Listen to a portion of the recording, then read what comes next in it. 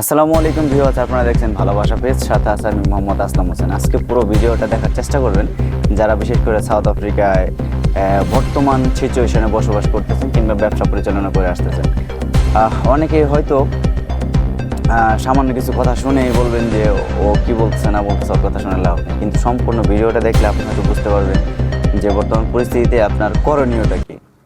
তো মূলত ইতিমধ্যেই আমার থাম্বনেল দেখে বুঝে গেছেন যে বর্তমানে দোকান রেজিস্ট্রেশন করতে আপনার কি কি লাগতে পারে। অনেকে হয়তো এসব বিষয়ে কোনো ধারণা নেই কিংবা সে জানেও না যে দোকান রেজিস্ট্রেশন করা লাগবে কি না লাগবে না। তো সেজন্য আমি এই ভিডিওটা বানাচ্ছি যেন যারা না জানেন, অনেকে ফেসবুক চালান না কিংবা অনেকে টিকটক প্ল্যাটফর্মও ইউজ করেন না, তো অনেকে হয়তো অনেকের মুখ থেকে অনেক কিছু শুনেন, বা যারা ফেসবুক চালান অনেকে হয়তো সঠিক ধারণা পান না, তো তাদের জন্য আমার এই ভিডিওটা।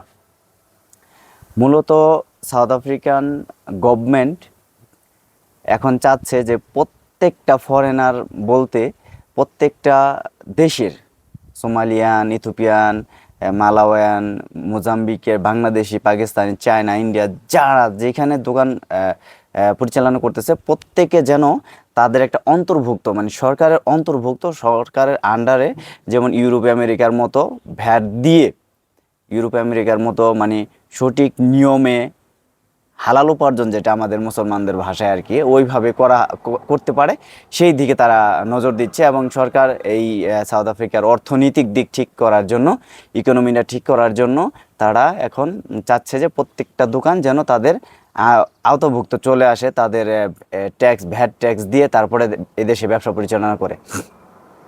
তো সেক্ষেত্রে আপনার প্রথমে প্রয়োজন, যদি আপনি দোকান রেজিস্ট্রেশন করতে চান তাহলে আপনার নামে সেটা হবে না যদি আপনি ফরেনার হন। আপনার যদি সাউথ আফ্রিকান সিটিজেনশিপ পেয়ে থাকেন, আইডি হোল্ডার হয়ে থাকেন, তাহলে আপনি হয়তো করতে পারবেন আপনার নামে।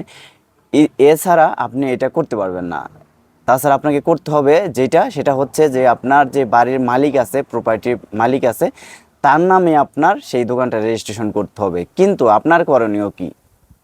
সেক্ষেত্রে আপনাকে করতে হবে যেন আপনার পারমিট কিংবা অ্যাসালম কিংবা আইডি, যেটাই বলেন না কেন, আপনার সেটা ভ্যালিড থাকতে হবে, পাসপোর্ট ভ্যালিড থাকতে হবে। এবং আপনার সার্চ পেপার, সিকে পেপার বলতে অনেকে বোঝে না, যেটা হচ্ছে কোম্পানিজ পেপার। তো সেই পেপারটা অনেকে হয়তো এসব নাম আগে পরে শুনিও নাই আমরা, কিন্তু এখন এটা লাগবে। এখন আপনার সঠিক নিয়মে দোকান পরিচালনা করতে হলে সরকারের অন্তর্ভুক্ত হয়ে, তাহলে আপনার এগুলো প্রয়োজন আছে।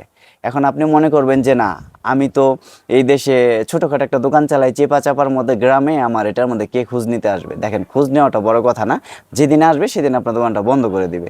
তো আপনার দোকান রেজিস্ট্রেশন করা থাক বা না থাক সেটা বড় কথা না, আপনার কাগজপত্র ঠিক থাকতে হবে।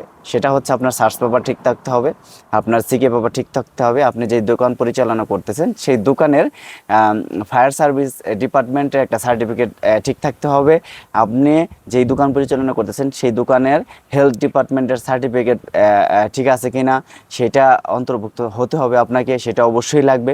তো এই পেপারসগুলো যদি আপনার ঠিক থাকে তাহলে আপনি অবশ্যই দোকান রেজিস্ট্রেশন করার জন্য অ্যাপ্লাই করতে পারবেন।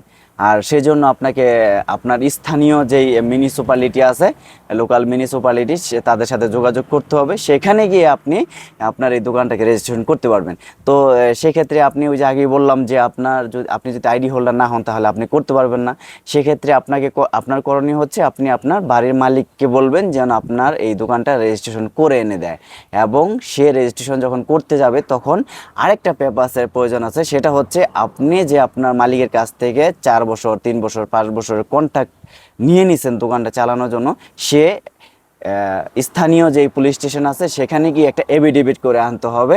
যে এফিডেভিটটা হচ্ছে, সেখানে লেখা থাকবে এরকম একটা ধারা যে আপনি বাড়ির মালিকের কাছ থেকে, বা বাড়ির মালিক আর কি এটাকে এভাবে উল্লেখ করবে যে আমি আমার প্রপার্টি 4 বছর, 5 বছর বা 3 বছরের জন্য এর কাছে, মানে আপনার কাছে কন্ট্রাক্ট হিসেবে দিচ্ছে যে সে পরিচালনা করবে। তো তার কাছ থেকে আমি প্রতি মাসে মাসে এমন একটা অ্যামাউন্ট আমি এখান থেকে বুঝিয়ে পাইতেছি।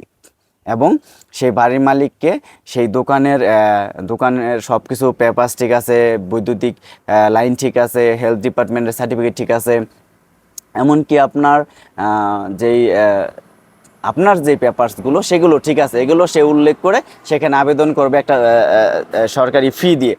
যখন এই ফিটা দিয়ে সে আবেদন করবে, হয়তো কিছু দিনের মধ্যে তারপরে সে রেজিস্ট্রেশনটা পেয়ে যাবে। তো এইটা করার আগেও সবচেয়ে বড় যেই জিনিসটা প্রয়োজন সেটা হচ্ছে আমাদের মন মানসিকতা, আমাদের ইচ্ছা শক্তি, বাংলাদেশিদের ইচ্ছা শক্তি।